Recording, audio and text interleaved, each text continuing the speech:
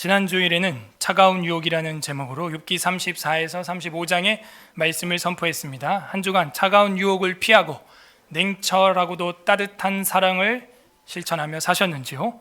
오늘은 하나님을 가리키는 손가락이라는 제목으로 욥기 36장에서 37장의 특별 계시를 선포하고자 합니다. 다 함께 따라하겠습니다. 하나님을 가리키는 손가락, 하나님을 가리키는 손가락. 우리는 하나님을 가리키는 손가락입니까? 하나님의 섭리를 세밀하게 묵상하는 사람은 마치 악보의 음표를 놓치지 않고 온전히 전주하는 반주자와 같습니다. 그 전주가 끝나면 곡의 내용인 가사가 등장을 하게 되는 것처럼 내 삶에 하나님의 섭리를 온전하게 읽어내는 사람은 자신의 삶의 내용을 본격적으로 말하고 노래할 수 있는 전주를 완주하게 된 것입니다. 그 사람의 삶의 전주가 섭리신학으로 완주되었을 때 드디어 그 사람 삶에 개입하고 내용을 나타내고 있는 하나님을 노래하고 말할 수 있게 된다는 것이죠. 내 삶에 나타나 있는 하나님을 말하고 노래하려면 그 전에 전주가 필요하다는 거예요. 반주가 필요하다는 거예요. 그게 뭐예요? 바로 섭리라고 하는 신학입니다.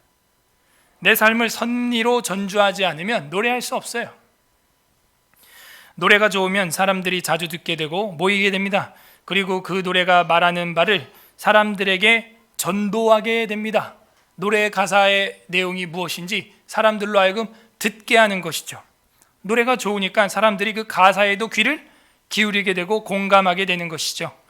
성도들도 하나님의 섭리의 악보를 잘 읽고 해석하며 전주하고 반주하고 완주해낸다면 하나님을 전도하게 되고 그 삶은 결국 하나님을 가리키는 손가락 역할을 사람들로 하게 되는 것입니다. 저 사람의 삶을 보니 하나님이 함께 하는구나. 아브라함과 화친을 맺어야겠다.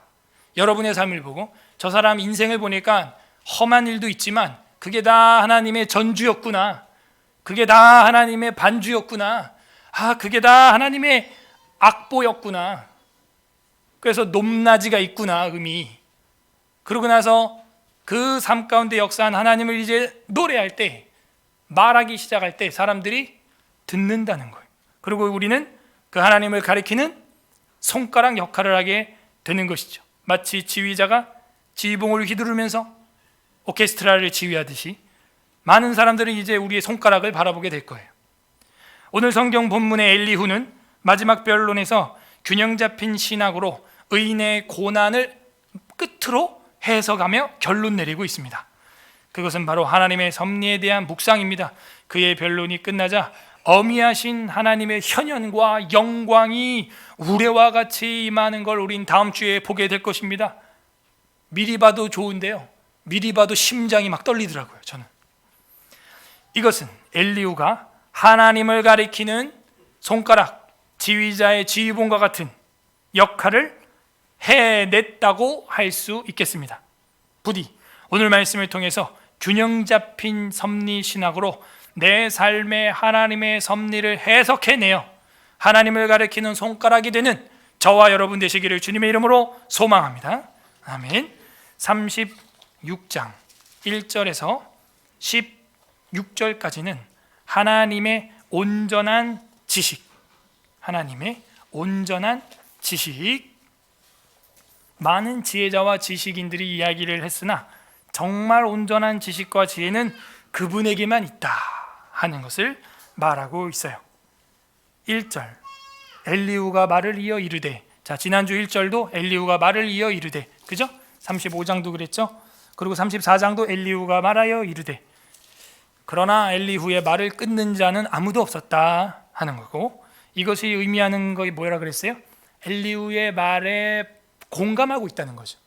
몰라요. 기분은 나쁠지 모르겠어요. 공감하고 있다는 거예요. 여러분도 뭐 설교 내용이 다 기분이 뭐 좋지는 않겠죠. 하지만 여러분 기분이 나빠도 공감은 될 겁니다. 엘리후가 말을 이어 이르되, 나를 잠깐 용납하라. 이제 마지막인가 봐요. 잠깐만 또 들어봐라. 내가 그대에게 보이리니 이는 내가 하나님을 위하여 아직도 할 말이 있다.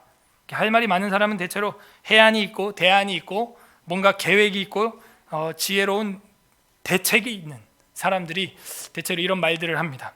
내 말 좀 들어봐라. 할 말이 있다. 내가 먼 데서 지식을 얻고, 먼 데가 어딜까요? 유학 갔다 왔을까요? 먼 데서 지식을 얻고 나를 지으신 이에게 의를 돌려보내리라 라는 걸로 보아 나를 지으신 이가 먼 데죠. 그죠? 제일 먼 데가 어디예요? 저 천국의 지혜죠. 저 천국의 지혜가 우리에게 임하는 거예요. 여러분 유학 좋아하십니까? 제일 멀리 있는 유학을 하십시오. 하늘의 유학이에요. 미국보다 더 좋은 천국의 유학. 물론 미국도 유학할 수 있으면 다 하세요. 손양호 목사님 아들 차자와 장자와 둘이 동시에 죽었을 때 9가지 감사라는 것을 하게 되셨는데, 장례식장에서 아버지가 아들을 위한 장례식에서 9가지 감사를 했어요. 그 중에 하나가 내 사랑하는 아들 미국으로 유학 보내요. 주의 종 만들려고 했으나 미국보다 더 좋은 천국 보냈으니 주님께 감사. 이 감히 이거 세상이 감당하지 못한 사람이에요. 이런 믿음이 우리에게도 임하기를 바랍니다. 이 엘리후가 먼 데서 지식을 얻었어요. 그 먼 데에 있는 지식의 교과서가 이 성경책이에요. BQ, 이 BQ를 올려야 됩니다. BQ, Bible Quotient, IQ보다 훨씬 높은 BQ. 우리 아이들 또 우리 청년들 그 BQ 좀 많이 올리고 있는지 모르겠어요. 그거 올리지 않으면요 세상 사람과 똑같은 수준밖에 생각을 못해요. 내가 먼 데서 지식을 얻었고, 이게 하나님의 온전한 지식이죠.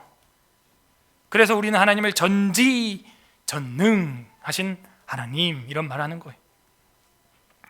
4절의 실로 내 말은 거짓이 아니라 온전한 지식 밑줄 빡, 이거죠. 먼 데의 지식은 온전한 지식 이퀄 같다 하는 거예요. 온전한 지식을 가진 이가 그대와 함께 있느니라. 욥, 너와 함께 있는 이는 온전한 지식을 가지고 계시는 하나님이셔. 그분에게 아뢰고 그분에게 지식을 얻어라. 5절, 하나님은 능하시나 아무도 멸하시지 아니하시며 그의 지혜가 무궁하사. 하나님은 영원 무궁하신 분이죠. 그래서 우리나라 국화가 무궁화예요. 샤론의 꽃, 로즈 오브 샤론이라고 하는 영어 명명이 바로 이 무궁화입니다. 샤론의 꽃. 우리나라 국화도 아주 성경적이죠. 국회의원들 가슴에 금배지, 그 금배지가 바로 무궁화예요. 근데 가슴에 금배지는 무궁화인데 정말 영원 무궁한 우리 주님을 위한 정치를 하고 있는가? 그들이 좀 가슴에 손을 얹고 하나님이 보호하사 우리나라만 세해야 할 텐데요. 기도해 주시길 바랍니다. 그래서 지혜가 무궁, 이게 없을 무자예요. 없다. 궁, 끝이 없는 거예요. 6절, 악인을 살려두지 아니하시며. 자, 악인에 대해서는 이렇게 하나님이 반드시 심판하신다. 고난받는 자에게 공의를 베푸시며. 대비가 되고 있는 걸로 보아 이게 악인의 고난이 아닌 것 같아요. 맞아요? 봐봐요. 앞에는 6절에 악인은 살려두지 않는다 그랬는데 후반부에는 고난받는 자에게는 공의를 베푸신다 이렇게 되어 있어요. 그래서 이게 문장으로 볼 때 대비되고 있는 것 같아서, 그래서 이 고난은 누구의 고난인 것 같아요? 의인의 고난이에요. 그게 바로 다음 절에서 받쳐줘요. 그의 라고 되어 있잖아요. 7절에 눈을 의인에게서 떼지 아니하신다 이렇게 되어 있죠. 아하, 그러니까 주어가 의인이었구나. 그래서 이제 성경을 잘 보려면 국어가 굉장히 중요합니다. 의인의 고난에 대한 온전한 지식, 지금 이거를 엘리후가 결론을 내리고 있어요. 어떻게 보면 이게 소결론이고요. 다음 주부터는 이제 우레와 같은 하나님이 나타나셔서 아주 그냥 그 욥과 세 친구의 그 깨알 같은 지식을요 그냥 자근자근 밟아놔요. 하나님이. 그것도 지혜라고 말하냐 너네? 하면서. 어쨌든 그 전에 소결론으로 이렇게 엘리후가 먼저 이야기를 합니다. 그의 눈을 의인에게서 떼지 아니하시고 그를 왕들과 함께 왕좌에 앉히사 영원토록 존귀하게 하시며. 결국에는 악인은 살려두지 않는데 의인은 고난 받을 수도 있는데 결국에는 왕좌에 앉혀주시는 영광을 보게 되는구나. 이게 바로 한나의 노래에서 우리가 다 공부한 겁니다. 그죠? 사무엘서에 보게 되면은 사무엘상 2장의 한나의 노래 복습 기억이 나요? 구약을 총동원해 보세요. 한나가 뭐라 그랬어요? 악인은 산산이 부서지고 여호와를 대적하는 자는 산산이 부서질 것이나 그를 경외하는 자는 어떻게 된다 그랬어요? 그 자리를 회복한다는 거예요. 높이 올리신다는 거예요. 그래서 그런 하나님의 신학 흐르고 있습니다. 영원히 왕좌에 존귀하게 하신다. 8절. 혹시 그들이 족쇄에 매이거나, 자, 혹시라 그랬어요. 그러니까 이거는 의인인데 의인이라도 이런 얘기죠. 혹시 정말 참 성도인데 성도도 혹시 그럴 수 있다는 거예요. 혹시 그들이 족쇄에 매이거나 환난의 줄에 얽혔으며 그럴 수 있다는 거죠. 그들이 소행과 악행과 자신들의 교만한 행위를 알게 하시고, 봐봐요, 하나님의 백성도 그 아담의 후손이기 때문에 그들의 죄가 있다는 거예요. 그래서 그런 작은 죄들까지도 교만한 행위를 알게 하려고 의인도 족쇄나 환난을 당할 수 있다는 거예요. 자, 이게 굉장히 중요한 겁니다. 지금 의인이 고난받는 이유가 뭐라고 하는 거예요? 첫 번째, 그들의 행위를 알게 하시고, 그 9절 끝에 그 행위를 알게 하시고, 이게 참 지식인 거죠. 자신을 아는 거, 너 자신을 알라, 나 자신을 알라, 이거야말로 철학의 기초인 거예요. 이거야말로 키스톤, 철학에 들어가는 키스톤에 쓰여져 있는 글이죠. 정문에 너 자신을 알라, 나 자신을 알라. 그래서 결국에는 이 엘리후가 엄청난 신학을 하는 거예요. 의인도 혹시 족쇄나 환난의 줄에 얽힐 수 있는데, 아니 악인은 망하는 건데 왜 의인이 망하는 것처럼 보이냐? 그거는 그도 혹시 뭐 잘못한 게 있으면 알게 하시려고 하는 하나님의 섭리지, 너가 악하다는 이야기가 아니다 이거죠. 꼭 인과응보의 획일화, 일반화를 할 필요는 없다. 근데 우리는 인과응보를 너무 일반화하죠. 그래서 이 균형 잡힌 시각으로 지켜봐야 됩니다. 자, 그래서 그 의인의 환난의 첫 번째 이유는 그들의 행위를 알게 하려고. 10절, 그들의 귀를 열어 교훈을 듣게 하려고. 그러니까 의인인데도 혹시 이런 고통을 당하면요, 하나님의 음성을 더 들으라는 것이죠. 잘 듣고 있는데 더 잘 들으라는 거예요. 중요한 걸 잘하고 있는데 더 중요한 걸 좀 들으라는 거예요. 그래서 의인이고 성도인데도 이 고난을 당하는 것은 이런 뜻이 있다는 거죠. 아까도 기도했지만 이제 또 밥 먹으래요, 정부가. 먹으라면 또 먹어야죠, 우리가. 그죠? 먹으라면 먹는 우리가 이게 순진한 아주 그냥 사람들인데, 이런 사람들이 전체주의에 빠지기 제일 좋아요. 하라는 대로 로봇처럼 그냥 하면 되는데, 먹을 건데, 애매히 고난당하는 의인들의 모습, 이게 있다는 거죠. 세상에 있다는 거예요. 애매히 고난당하는 성도의 삶이 있다는 거예요. 그 첫 번째 뭐예요? 우리의 행위를 알게 하라는 거죠. 두 번째가 뭐라고 할 수 있겠어요? 그 귀를 열어서 교훈을 들으라는 거예요. 이게 우리의 자세예요. 이게 우리의 자세예요. 뭐 법적으로 대응할 건 대응하되, 하나님 앞에서 우리가 이 시대를 살아가면서 우리가 깨달아야 할 것은 우리 성도의 행위를 돌아보고, 그리고 하나님의 교훈에 더 귀를 기울이라는 거죠.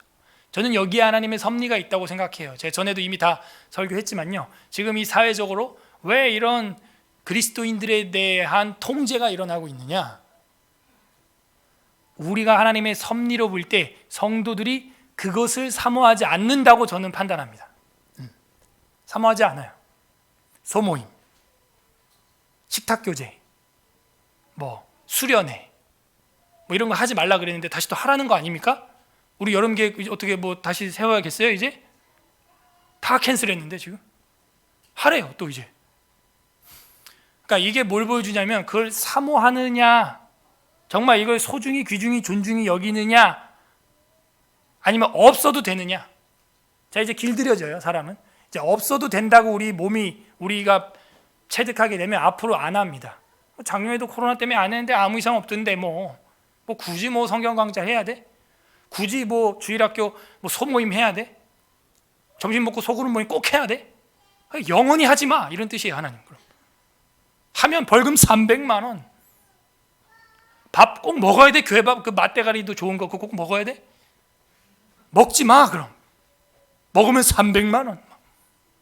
여러분 어떤 음성을 들어요? 여기서 저는 그런 하나님의 섭리를 깨달아요. 우리가 그런 작은 모임들을, 구역 예배 이런 걸 얼마나 사모하고 있는가, 아니면 없어도 된다고 생각하고 있는가, 그냥 썬데이 크리스찬처럼 얼굴 도장만 일주일에 1시간 예배 드리고 난 천국 갈 거라고 확신하고 있는가. 결국에는요, 코로나 때문에 4박 5일 강좌 취소자가 너무 많아가지고 3명 남았어요. 지금 제가 앉혀놓고 3명 앉혀놓고 해야 돼. 그래서 취소했습니다. 그냥 제 성대도 더 망가질 것 같고, 결국에는 성경 강좌도 없어졌어요.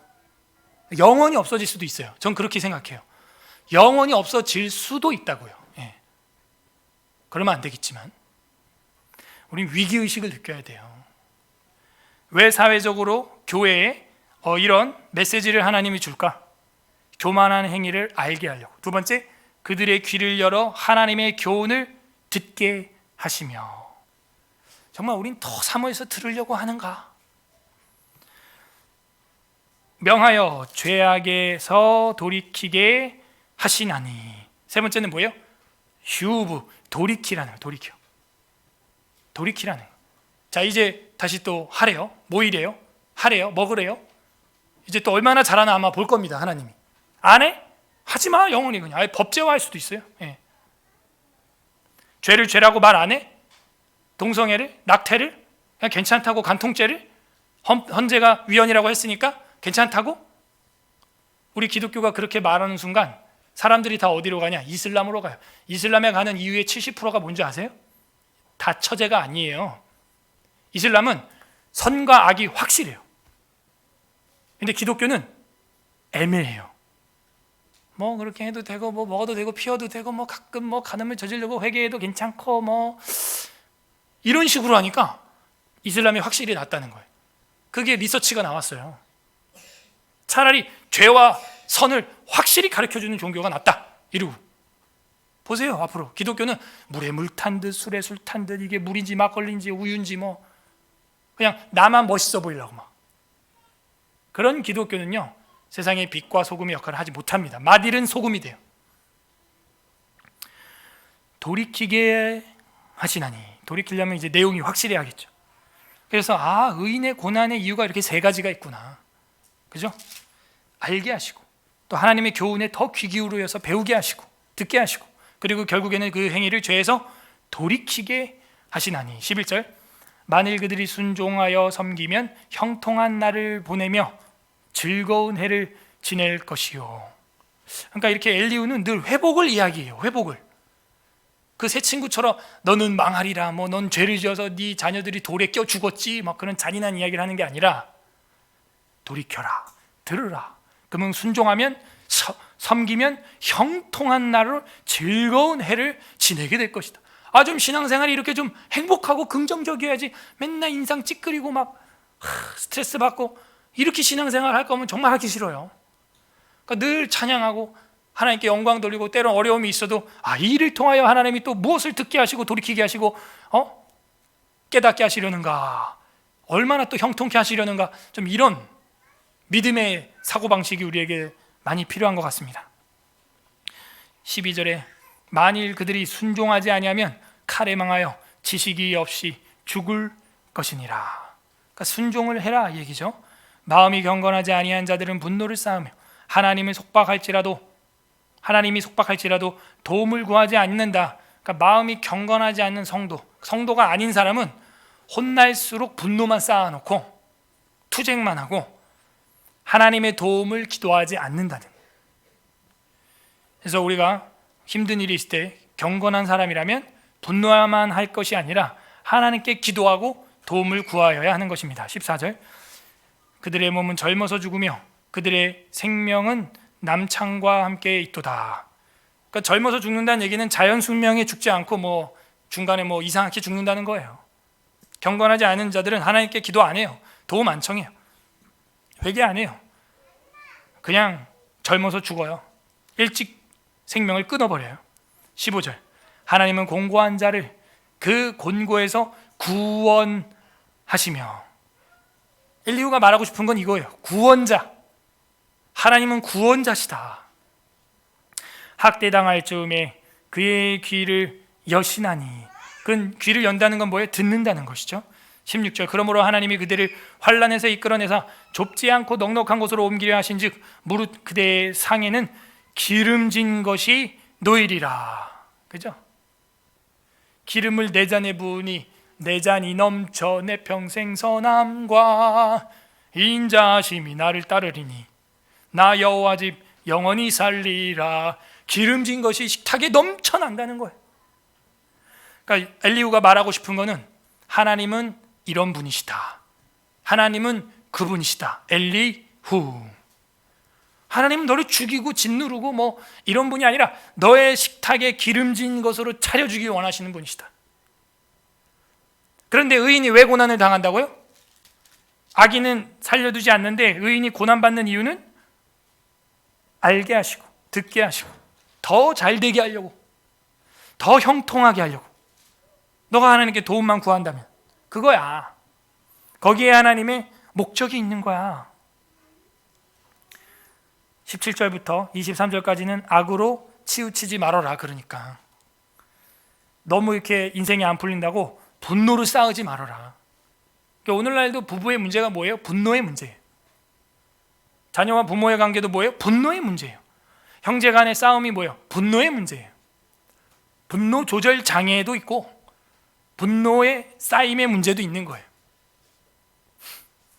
그래서 분노가 예나 지금이나 늘 문제입니다. 17절 악으로 치우치지 말아라. 이제는 악인의 받을 벌이 그대에게 가득하였고 심판과 정의가 그대를 잡았나니. 그러니까 이 두 가지가 다 있는 것이죠. 너가 악으로 치우치면 너한테 그 악인에 대한 벌이 갈 수도 있고, 아니면 하나님의 정의와 심판이 너를 붙들고 있을 것이다. 그대를 잡았나니. 18절 그대는 분노하지 않도록 조심해라. 많은 뇌물이 그대를 그릇된 길로 가게 할까 조심해라. 아무튼 이럴 때 조심해라, 이런 얘기예요. 주변에서 또 뇌물이나 이런 것도 받고 구분 판결이나 이런 거 하면 안 된다.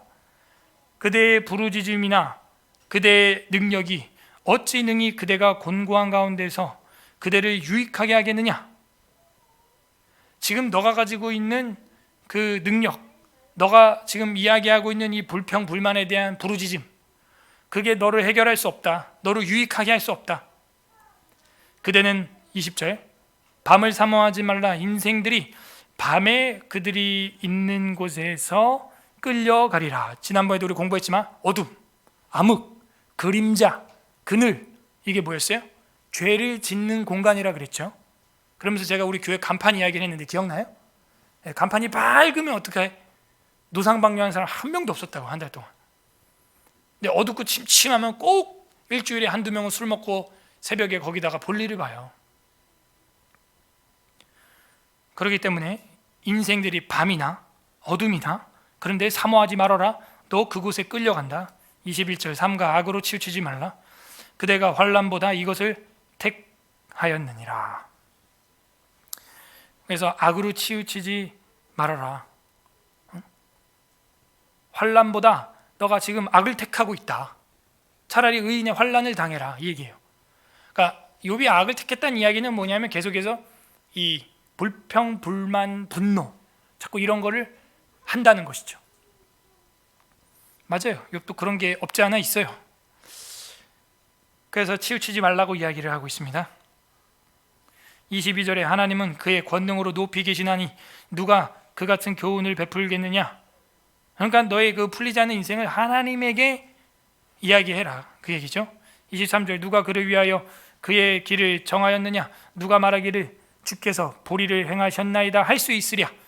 이거는 하나님이 불의를 행하는 게 아니다. 그러니까 하나님에게 교훈을 너가 얻어라. 그러면 이게 해결될 거다. 악으로 치우치지 말고 환난을 택해라 차라리. 이 얘기죠.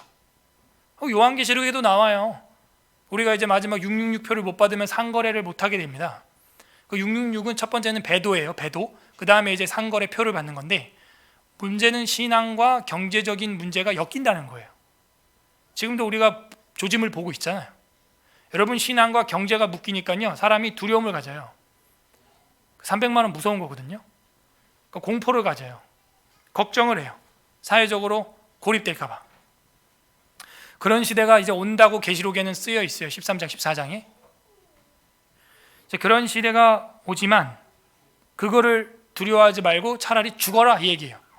그거에 대해서 성령 하나님도 그러하다. 주 안에 죽는 자들은 복이 있도다. 이렇게 말해요. 그쯤 되면요, 이제 주님 오신다 그 얘기예요. 주님 재림하신다 그 얘기예요. 그러니까 주님 문고리 잡고 지금 서 있는데 문 열려고 주님이 그러고 있는데 그때 배신하면 어떡하냐. 그때 영적으로 간음 저지르고 있으면 주님이 문 확 열어버리면 어떡하려고 그러냐. 다 된 밥에 재 뿌리는 거죠. 차라리 죽어라. 욥처럼 감옥을 가. 그냥 욥이 아니라 요셉처럼 감옥을 가요. 그냥 감옥을. 그 보디발의 아내가 돈, 명예, 미모 뭐가 떨어지겠어요? 장군의 와이프인데 뭐가 떨어지겠어요? 그 사모님이 하룻밤 놀자 이래놓고 쉿 하고 가려버리면 끝나는 거죠 뭐. 그래도 요셉은 그냥 옷이 뺏기면서도 도망을 쳐고 억울하게 감옥살이를 했으면 했지, 신앙의 결백을 지켰다는 거예요. 그걸 우리는 지켜나가야 됩니다.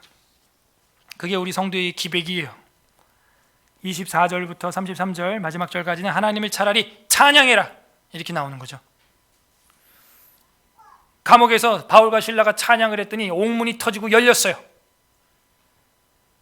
귀신 들린 사울왕 앞에서 다윗이 수금과 비파를 켰더니 귀신이 떠나가는 겁니다.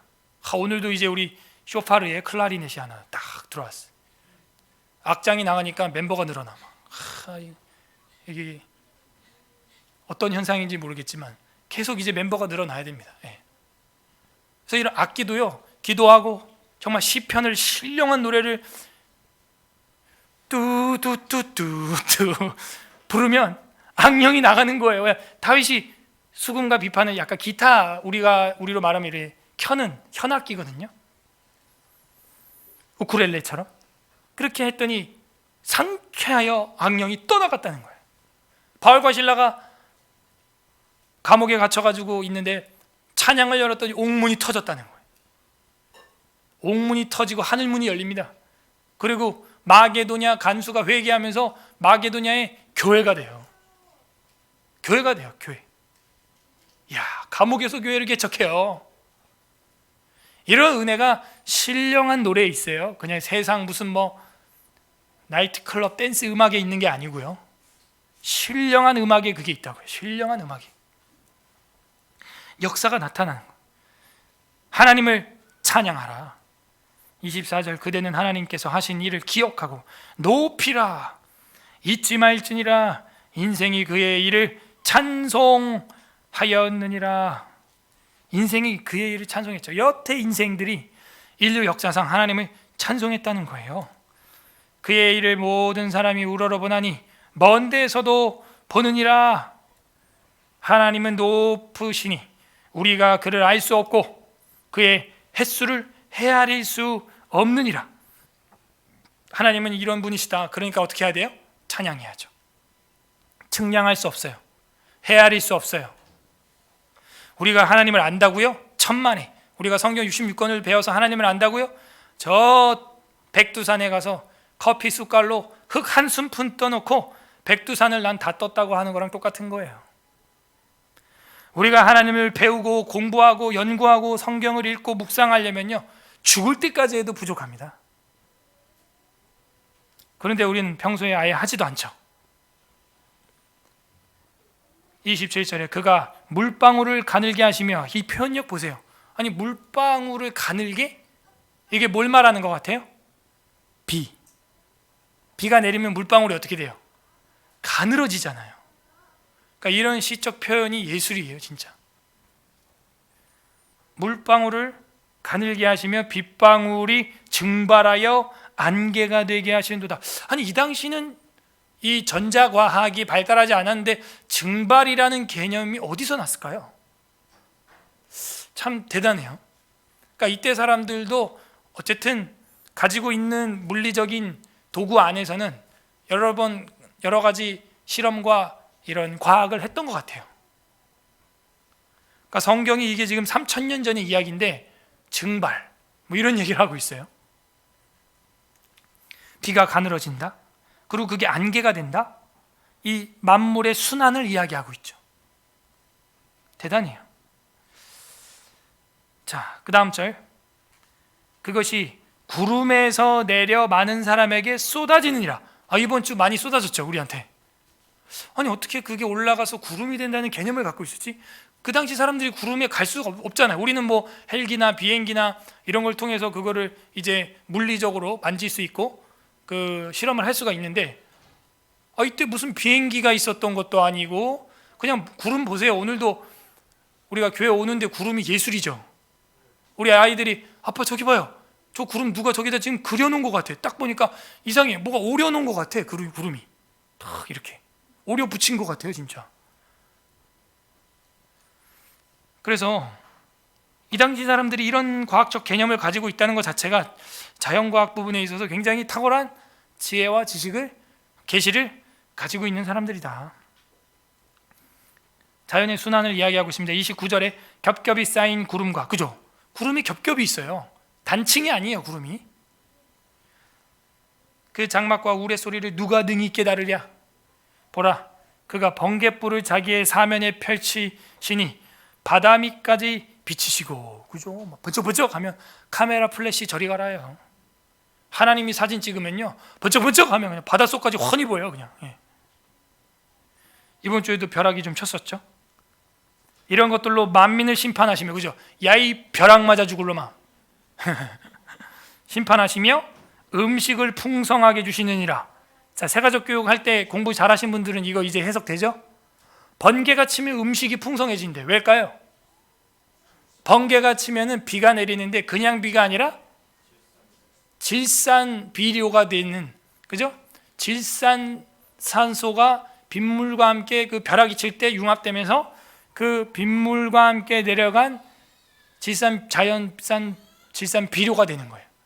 그래서 그 농작물이 한 20% 이상 증수 효과가 일어나는 것이죠. 그래서 인위적으로 번개도 우리가 일으키죠.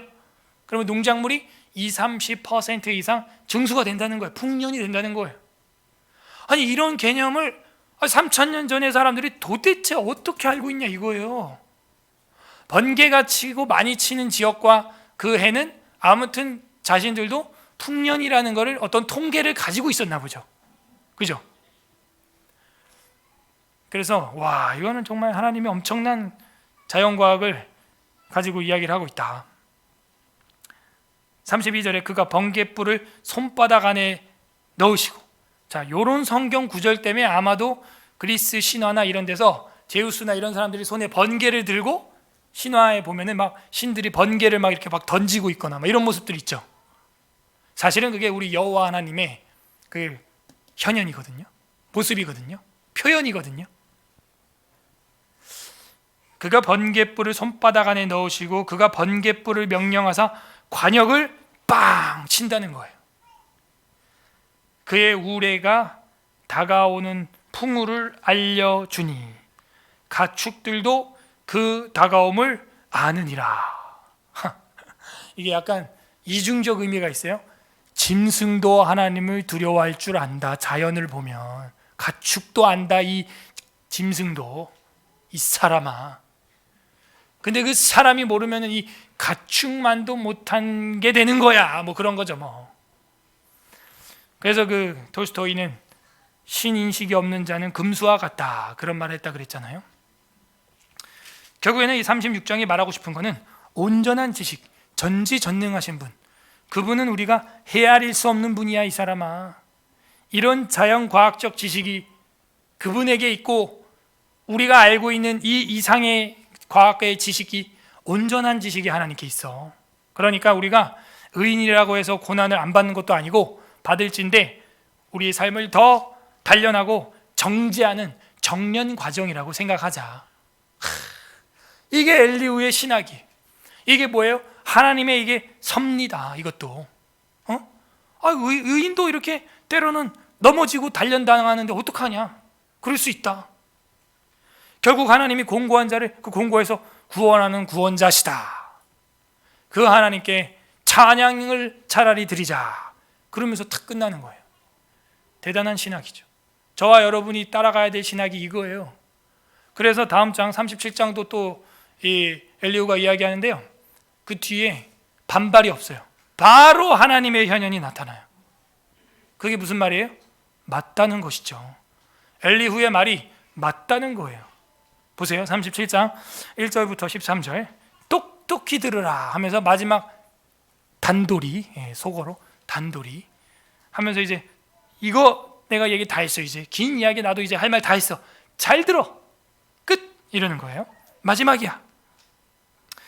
1절에서 13절 똑똑히 들으라. 이로 말미암아 내 마음이 떨며 그 자리에서 흔들렸도다. 그러니까 엘리후는 하나님에 대한 경외심을 가지고 있어요. 이런 우레를 손으로 마음대로 관역에 빵빵 맞히는 분이고, 그분이 흔들면 물도 가늘어지고 물도 다 들어서 하늘 구름에다 집어넣어버리고 또 내리시고 뭐 엄청난 능력자거든요. 엘리후가 아는 하나님은. 2절 하나님의 음성 곧 그의 입에서 나오는 소리를 똑똑히 들으라. 자, 이 똑똑히 하고 들으라는 두 단어로 지금 되어 있어요. 근데 이게 히브리어로 보면은 쉬무, 쉬무아 이렇게 돼 있어요. 그러면은 쉐마, 쉐마거든요. 같은 말을 두 번 하는 거예요. 쉐마, 쉐마. 그러면 이거는 신신당부가 되는 거죠. 그래서 강조법이 되는 겁니다. 두 번 이야기한 거예요. 그거를 우리 한국말로는 똑똑히 들으라라고 번역을 한 겁니다. 그러니까 직역을 하면 이거예요. 그의 입에서 나오는 소리를 들으라. 들으라. 이 얘기예요. 그러니까 두 번 얘기했으니까 강조죠. 3절 그 소리를 천하에 펼치시며 번갯불을 땅끝까지 이르게 하시고 그 후에 음성을 발하시며 그의 위엄찬 소리로 천둥을 치시며 그 음성이 들릴 때 번개를 멈추게 아니하시느니라. 그러니까 번개를 치면 기본적으로 사람들이 무서워하죠. 두려워하죠.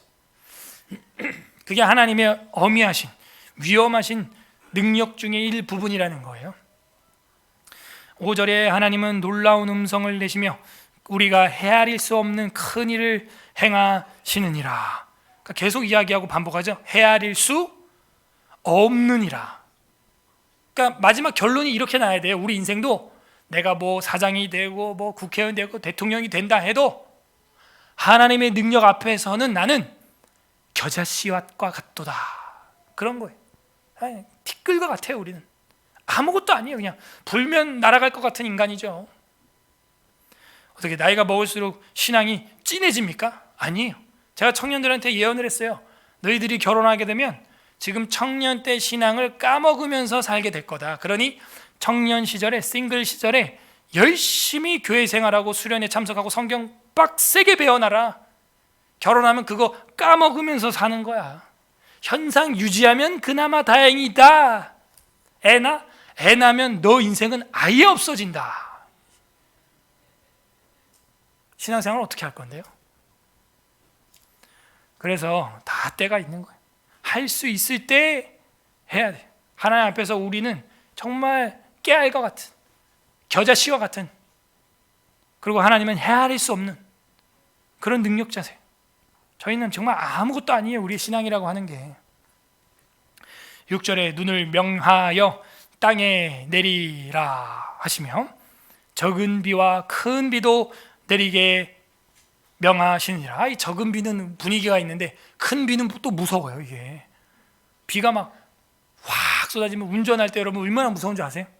지금 부산도 막 그 물이 뭐 넘쳤다며, 뭐 홍수가 나서 몇 명 죽고 뭐 이랬다며. 안타까운 일입니다. 그래서 이 큰 비는 참 무서운 겁니다. 7절에 그가 모든 사람의 손에 표를 주시어 모든 사람이 그가 지으신 것을 알게 하려 하심이라. 이거 좀 어렵네요. 손에다 표를 준 게 뭘까요? 히브리어로 보게 되면은 손에 인했다, 봉인했다, 도장 찍었다 이런 얘기예요. 옛날에 왕이 봉인하고 임봉하면 그건 어떻게 되는 거예요? 묶어 놓는 거죠. 그래서 이게 번역이 좀 아쉬워요. 손에 임봉하시어 모든 사람이 그가 지으신 것을 알게 하려 하심이라. 이렇게 번역이 돼야 돼요. 그 무슨 얘기냐면 손으로 일을 하는데 일을 못하게 임봉됐다는 거예요. 지금 딱 우리 모습이야. 그 눈에 보이지도 않는 코비드-19 때문에 일이 없어져 버려. 지금 실업자가 너무나 많아요. 지금 이럴 데가 없어. 일할 데가. 사업도 개인 자영업은 말할 것도 없이 다 망하고 있고요. 지금 대기업도 흔들흔들합니다. 지금 그게 뭐냐면 손에 이제 임봉했다는 거예요. 묶어서 팍 도장을 찍었다는 거예요. 일 못해. 아무도 손으로 일 못해. 이걸 겪어보니까 이거는 모든 사람이 그가 지으신 것을 알게 하려 한다는 거예요. 여태껏 우리가 먹고 살고 한 게 아니었던 거예요. 다 이 모든 자연이 일단 하나님의 은혜 안에 운행이 돼야 우리도 손으로 일을 하고 땀을 흘리고 먹고 마실 수 있게 되는 것이죠.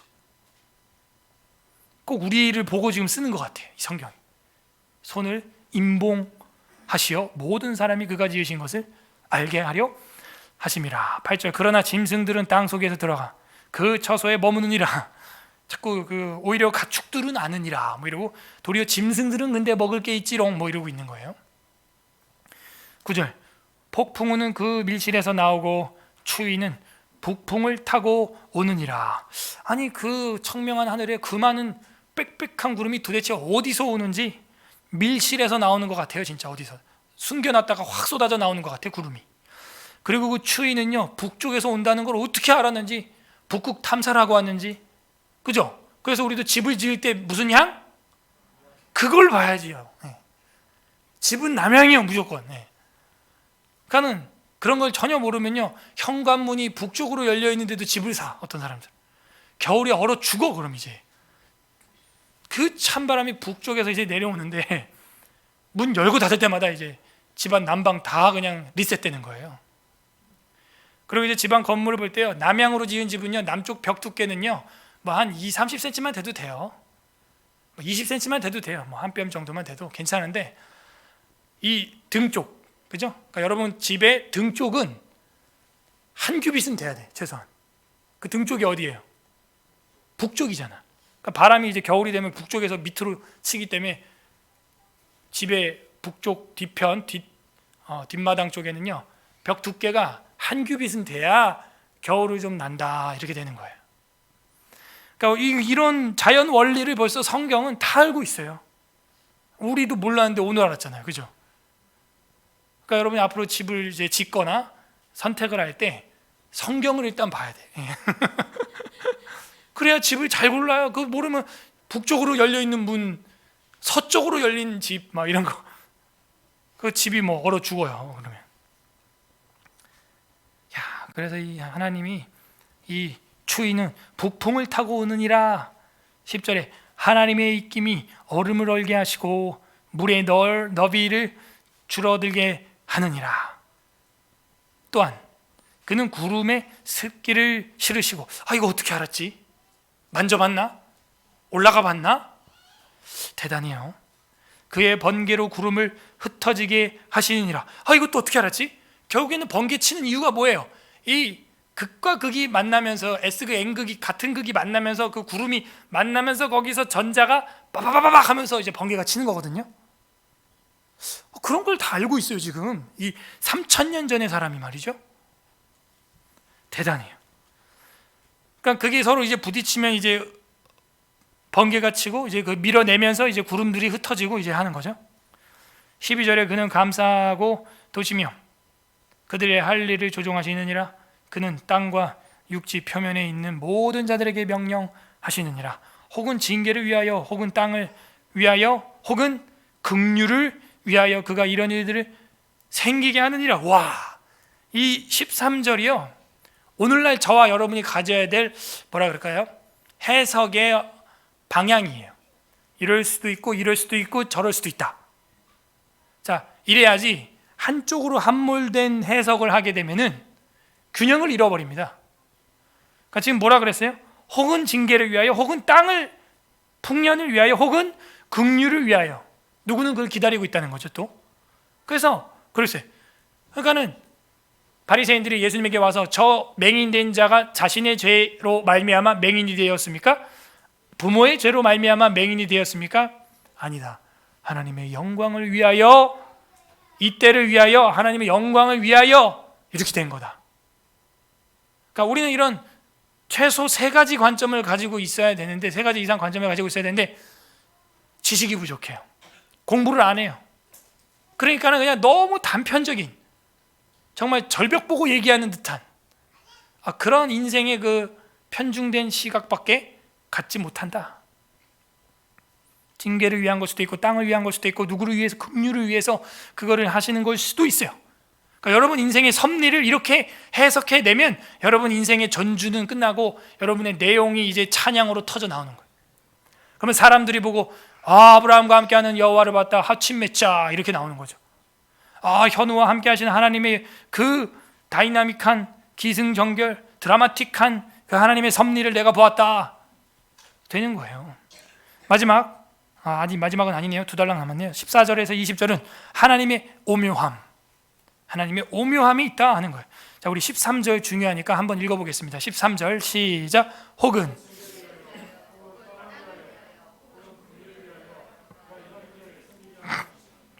아멘. 14절 욥이여 이것을 듣고 가만히 있어서 하나님의 오묘한 일을 깨달으라. 그죠? 헤아릴 수 없다. 헤아릴 수 없다.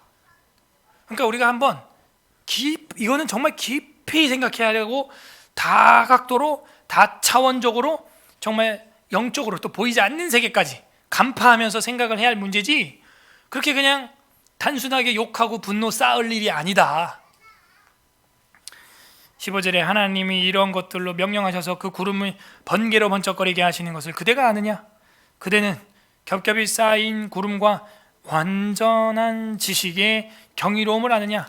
자, 앞에 36장 4절은 온전한 지식, 37장 16절은 완전한 지식, 그죠? 결국 말하고 싶은 게 뭔지 다 드러났어요. 엘리후가 이야기하고 싶은 것은 완전하고 온전한 지식인데 그거는 헤아릴 수 없는 하나님이다. 그래서 경이로움을 아느냐? 그래서 우리 신앙의 시작이 어디예요? 경의를 느껴야 돼요. 이런 자연을 보고 오늘 같은 하늘을 보고 경의를 안 느끼면요 영적으로 죽어 있는 거예요. 교회 안 다니는 사람도 마찬가지입니다. 오늘 같은 파란 하늘에 그림같이 붙여놓은 구름을 보면서도 우화가 안 나오면, 이하가 안 나오면 이건 전혀 조물주에 대한 신인식이 전혀 없는 거죠. 경의가 없는 거예요. 경의를 할 때 철학과 신학이 시작되는 거예요. 그래서 되도록이면 우리 아이들이 좀 여행도 많이 다녀야 돼. 어렸을 때는 국내 여행, 성장해서는 해외여행. 좀 그게 맞다고 봐요. 어렸을 때 해외여행 해봐야 고생밖에 못하고요. 기억 남는 거 고생밖에 없어요. 그러니까 어렸을 때는 국내 여행, 커서는 해외여행. 그러면서 자연을 보게, 자연. 하나님이 만든 자연을. 그러면 경의를 느껴요. 경의. 우와 하면서 경의. 17절에 땅이 고요할 때 남풍으로 말미암아 그대의 의복이 따뜻한 까닭을 그대가 아느냐. 그죠? 따뜻한 바람은 어디서 온다는 거예요? 남쪽에서 확 들어온다는 거예요. 남풍으로 말미암아 그대의 의복이 따뜻한 까닭을 그대가 아느냐. 그대는 그를 도와 구름장들을 두들겨 넓게 만들어 녹여 부어 만든 거울같이 단단하게 할 수 있느냐. 이게 어제 오늘 같은 하늘을 표현할 때 이렇게 하는 거예요. 뭐라고요? 하늘을 구름장같이 청명한 거울같이 단단하게 만들었다 하는 거예요. 청동 거울이죠, 이 당시는. 그러니까 하늘을 보니까 청동 거울처럼 아주 그냥 맑고 판판하게 만드셨다. 하늘 끝내준다 하는 거야. 끝내준다. 너가 이걸 할 수 있느냐? 안 되죠. 하나님이 할 수 있다는 거야. 하나님. 19절에 우리가 그에게 할 말을 그대는 우리에게 가르치라. 우리는 아두나여 아뢰지 못하겠노라. 이런 헤아릴 수 없는 하나님 앞에 우리가 무슨 말을 하겠냐? 나는 말 못하겠다 도저히. 뭐 할 말 있어? 욥? 너가 해봐. 나는 말 못하겠어. 지금 이 얘기죠. 그만큼 욥이 지금 하나님의 경의를 느끼고 있는 거예요. 내가 말하고 싶은 것을 어찌 그에게 고할 수 있으랴? 삼켜지기를 바랄 자가 어디 있으랴? 그래서 하나님 앞에 내가 할 말이 없다. 도저히 내가 이 어미하신 하나님 앞에 할 말이 없다. 그죠? 우리 60억 인구가 힘을 다 합쳐도 하늘을 맑고 맑게 할 수가 없어요. 근데 하나님이 비와 폭우로 한번 싹 진공 청소하고 나니까 가시거리가 달라지고 하늘이 청동 거울처럼 맑아지고, 이게 하나님 역사예요. 이게 말하고 싶은 게 뭐냐면 우리 인생도, 욥의 인생도 그와 같다는 거예요. 너가 악인이 아닐지라도 하나님이 그렇게 폭풍을 불어넣으시고 비를 막 쏟아붓는 이유는 우리에게 조금이라도 남아있는 죄의 먼지와 때를 깨끗하고 거룩하게 씻어버리라는 것이죠. 더 깨끗하게, 더 멋있게. 그게 하나님의 뜻이라는 거예요. 그런 하나님 뜻 앞에 우리가 무슨 얘기를 하겠냐? 아버지가 아이들 보고 나갔다 왔으면 씻고 목욕하라는데 더 이상 무슨 얘기를 하겠어요? 무슨 얘기를? 마지막 21절에서 24절은 어미하신 하나님을 이제는 그러니까 경외하자 하는 거예요. 36장의 결론은 찬양하자였다면 37장의 결론, 아니 1장부터 이제 욥의 친구들과 욥과의 논쟁의 결론은 이제 그 하나님을 찬양하고 경외하자. 그분에게 우리가 뭐라고 말을 할 수 있는 지혜가 없다. 그분은 우리가 헤아릴 수 없는 분이다. 그분을 찬양하고 경외하자. 경외가 뭐예요? 두려워하라는 거예요. 따라하세요. 하나님을 경외하라. 21절에 그런즉 바람이 불어 하늘을 말끔하게 되었을 때, 이번 주 같아요. 그죠? 그 밝은 빛을 아무도 볼 수 없느니라. 저 밖에 뜨거운 태양을 누가 눈을 떠서 볼 수 있겠어요? 눈 멀어요. 눈 망가져요. 아니 밖에 떠 있는 태양빛도 눈 뜨고 못 보면서 하나님이 있으면 나와보라 그래. 눈이 탈라 그래요? 죽을라 그래요? 하나님이 만들어 놓은 태양도 이 청명한 날씨에 우리가 5초, 1초도 눈 못 떠요. 그래서 뭐 선글라스를 쓰고 뭐 모자를 쓰고 막 그러지 않습니까? 눈 멀어요. 각막 상해요. 그 빛을 우리가 아무도 볼 수 없다. 바람을 불어서 하늘을 말끔하게 된 거 아니냐? 욥, 너의 인생도 이제 하나님이 그 폭우와 바람으로 지금 말끔하게 빛나게 깨끗하게 하려고 이러는 거야. 22절에 북쪽에서는 황금같이 빛이 나오고 하나님께는 두려운 위엄이 있느니라. 23절, 전능자를 우리가 찾을 수 없나니 그는 권능이 지극히 크사 정의나 무한한 공의를 굽히지 아니하심이니라. 결국에는 그분은 전능자예요. 전능자, 구원자라고 했죠. 아까 36장 15절에선, 여기 37장 마지막 절에선 전능자라고 이제 하고 있는 거예요. 그 구원자가 전능자다. 그러므로 자 마지막 절 24절을 합독합니다. 시작. 그러므로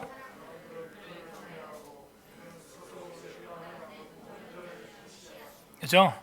그분의 지혜는 우리가 헤아릴 수 없어요. 그분의 지식이 완전한 지식이고 그분의 뜻을 우리가 그 섭리를 다 알기까지는 말을 조심해야 돼요.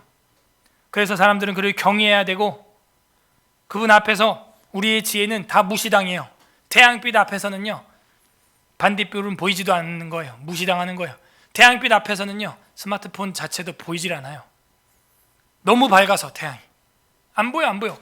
눈을 들이밀어도 안 보여요. 하나님의 빛이 너무 밝기 때문에. 어미하신 하나님을 경외하라. 그래서 균형 잡힌 신앙은 하나님을 가리키는 손가락 역할을 하는 사람인데, 그 하나님을 가리키는 손가락 역할을 하는 사람은 전주가 뭐냐? 바로 이 하나님의 섭리를, 섭리의 악보를, 섭리의 음표를 다 연주할 줄 알아야 돼요. 그 높이와 낮이와 이 모든 것을 다 반주해 낼 때 이제 하나님의 이야기를 할 수 있는 전주가, 반주가 완주된 겁니다.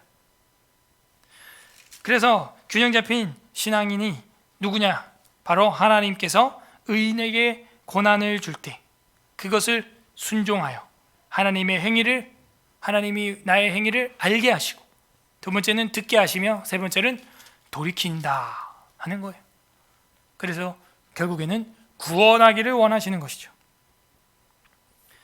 균형 잡힌 신앙인은 그래서 이걸 가지고 있어야 됩니다. 하나님이 이 일을 통하여 나를 어떻게 돌이키려 하는가, 나를 어떻게 구원하고자 하시는가, 나의 인생을 저 청명한 하늘처럼, 오늘 서울 하늘처럼 나의 인생을 얼마나 더 깨끗하게 하려고 하는 하나님의 섭리가 있는가, 혹은 징계인가, 혹은 누구를 위함인가, 땅을 위함인가, 이런 섭리를 연구해낼 줄 아는 사람, 이 사람이 하나님을 가리키는 손가락이 되는 거예요. 요한복음 1장 24절 보세요. 관련 구절, 요한복음 1장 24절에서 31절 하나의 이야기를 좀 보겠습니다. 요한복음 143페이지. 자, 요한복음 1장 24에서 31절 저랑 교독하겠습니다. 그들은 바리새인들과 보낸 자라.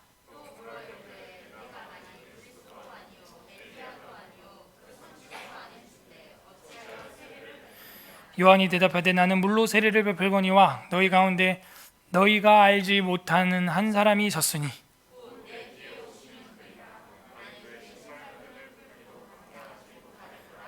이 일은 요한이 세례를 베풀던 곳 요단강 건너편 베다니에서 일어난 일이니라.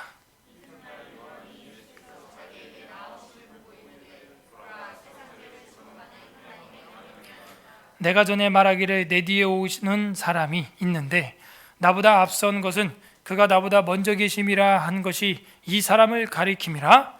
나도 그를 알지 못하였으나 내가 와서 물로 세례를 베푸는 것은 그를 이스라엘에 나타내려 함이라 하니라. 아멘. 세례 요한은 예수님의 신발끈 묶어줄 만큼의 영광도 감당하지 못하겠다는 거예요. 예수님의 그 최하급 노예 역할을 하기에도 나한테는 너무나 황송하다는 것이죠. 그리고 자기가 세례를 베푸는 것은 바로 이스라엘의 메시아를 나타내려고 하는 손가락 역할을 하려고 한다는 거예요. 그래서 뭐라 그래요? 보라, 29절에 세상 죄를 지고 가는 하나님의 어린 양이라. 손가락 역할을 하는 거예요. 창세 때부터 이 세례 요한 때까지 모든 선지자들이 결국은 메시아 예수 그리스도를 가리키는 손가락 역할을 하는 거죠. 하나님의 예언과 섭리와 그 모든 구약의 언약들을 열심히 연구하고 열심히 그 말씀에 순종하고 전파한 선지자들, 그들은 메시아를 알아보는 것입니다. 메시아의 초림을 손가락 역할을 하는 거예요. 손가락 역할. 제5장 섭리 2항에 보게 되면은 웨스트민스터 신앙고백서에서 이렇게 말합니다. 만물의 위대한 창조자 하나님께서는 모든 피조물들과 그들의 언행 심사를 보존하시고 감독하시고 처리하시고 통치하시되 가장 큰 것으로부터 가장 작은 것에 이르기까지 그렇게 하시며 그의 가장 지혜롭고 거룩한 섭리에 의하여 그의 무오한 예지와 그의 자신의 의로운 의지에 자유롭고 불변하는 계획을 따라서 하신다. 그래서 하나님의 섭리는요, 그의 지혜와 통치와 감독하심과 자유로움 속에서 그 불변하는 계획을 따라 섭리하신다는 거예요. 이로써 그의 지혜와 능력과 공의와 선하심 그리고 자비의 영광을 찬미케 하신다. 차라리 찬양하라 그랬죠 아까. 결국 하나님의 섭리는 지혜와 능력과 공의와 선하심을, 자비를, 영광을 찬미케 하려는 거라는 거예요. 그래서 오늘날 우리에게 임하고 있는 이 하나님의 섭리를 우리는 훗날 영광으로 찬양해야 하는 것이죠. 지금 여러분이 제가 혹시 어렵게 겪고 있는 인생의 폭풍이 뭡니까? 인생의 어려움이 뭐예요? 그것은 결국 하나님의 지혜와 능력과 공의와 선하심과 자비와 영광을 훗날 찬미하게 하려는 정확무원 하나님의 지혜인 거예요. 하나님의 섭리인 거예요. 오늘 어떤 하나님 아버지의 마음이 나타나 있습니까? 결국 우리의 인생을 통하여서 하나님께 영광을 돌리게 하려는 하나님의 사랑이 담겨 있는 겁니다. 결국 우리의 구원자, 우리의 전지전능하신 전능자가 되시는 분이 여호와 하나님이라는 것을 깨닫게 해주는 거예요. 천부의 의지 없어서 손 들고 옵니다. 이거를 결국엔 우리가 고백해야 하는 것이죠. 적용해 보시길 바랍니다. 내가 이제는 가리켜야 되는 주님, 내가 이제는 소개해야 되는 그 주님, 누구에게 소개하고 누구에게 가르치겠는가? 우리 주 예수 그리스도는 우리가 가르쳐야 할 재림의 구원자이십니다. 구약의 많은 선지자들이 초림의 메시아를 가리키는 손가락이었다면 이제는 우리는 재림하실 다시 오실 주님을 가리키는 손가락 역할을 감당해야 하는 것이죠. 마지막 성경 요한계시록 1장 7절 보겠습니다. 요한계시록 1장 7절 399페이지 합독합니다. 399 계시록 1장 7절 합독합니다. 시작. 볼지어다 그가 구름을 타고 오시리라. 각 사람이 그의 볼 것이요 땅에 있는 보라는 거예요. 그가 구름을 타고 오시리라. 그를 찌른 자도 볼 것이고 모든 족속이 그를 보고 경거망동하게 했던 말들과 자신의 나약함으로 인해 애곡하고 덜덜덜 엘리후처럼 떨게 될 것이다. 마지막 장 22장 20절 보세요. 22장 20절 423페이지 합독합니다. 22장 20절 시작. 이것들을 증언하시니가 이르시되 내가 진실로 속히 오리라 하시거늘 아멘. 주 예수님 오시옵소서. 자, 앞에도 온다, 마지막에도 온다. 결국에는 뭐예요? 계시록이 말하고 싶은 거는 주님은 오신다. 그러니까 신앙을 배도하거나 육육을 받지 말아라. 차라리 죽어라. 주님이 오신다. 초림이에요, 재림이에요? 재림을 이야기하고 있는 거예요. 많은 선지자가 오리라 하신 메시아의 초림을 예언한 것처럼 구원의 복음의 십자가를 선포하고 그리고 복음의 십자가를 이루신 주님을 이제 만난 것처럼 이젠 저와 여러분이 그 주님의 영생의 나라로 열리는 순간 많은 사람들을 손가락 역할을 해야 하는 거예요. 많은 사람들에게 표지판 역할을 해야 하는 거예요. 영생의 복음을 받은 우리는 이제 초림하신 주님이 아니라 재림하실 주님까지도 전하는 반주자의 삶을 살아야 되는 거예요.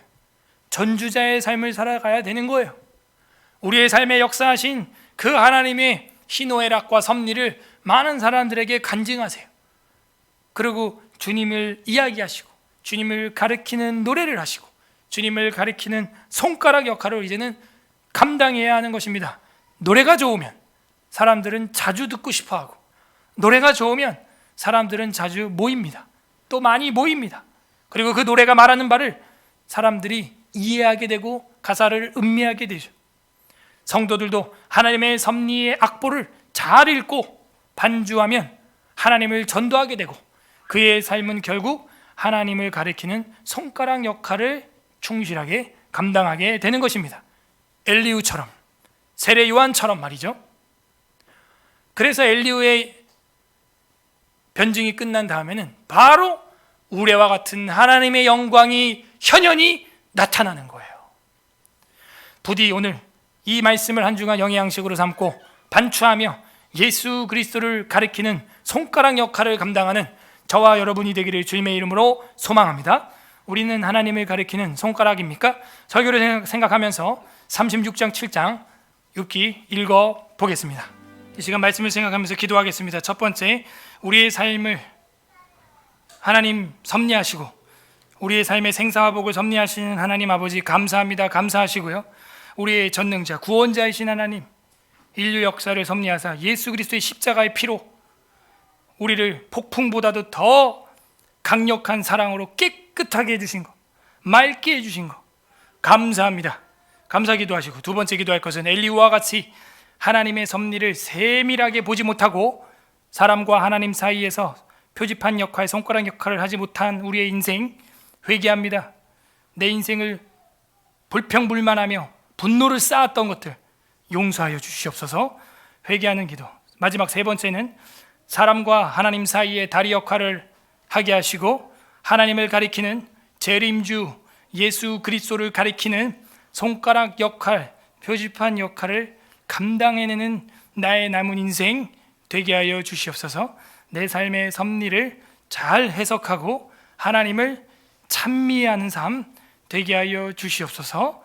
그래서 많은 사람들이 깨끗하게 말끔하게 하늘처럼 투명한 영혼을 가지고 속죄함을 받을 수 있도록 우리 교회를, 나를 사용해 달라고 하나님께 간구하는 기도, 우리의 삶이 찬양이 되게 해달라고 간구하는 기도 올려드리도록 하겠습니다. 기도합니다. 하나님 아버지, 우리의 삶의 생사화복을 섭리하시니 감사와 찬양을 드립니다. 우리의 구원자, 우리의 전능자이신